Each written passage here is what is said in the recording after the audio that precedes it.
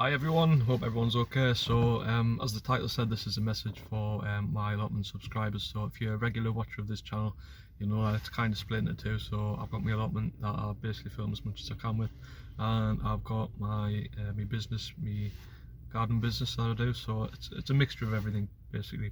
And I know there's a little bit of crossover, like some people will watch everything I do, other people will only watch one aspect of a kind of thing. But this is a message to the people who originally subscribed to the allotment side, because that's what the channel was originally. So when I first got my allotment, I thought, right, I'll do a YouTube channel, and I think it was probably a good, well, what was it, 6, 7, 8 months later that I started the business. So it was just going to be for the allotment, but the gardening kind of thing went hand in hand. So I thought, why not? I may as well combine the two.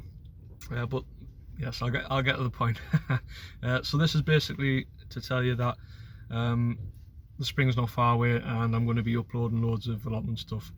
I've got some editing stuff that I'm doing at the moment with start to finish vegetable growing and bits and pieces that I've got.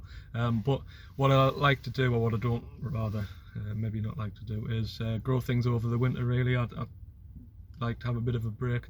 I like to get the soil ready, get any repairs done, like kind of get all the infrastructure of the allotment, any changes that I want to do.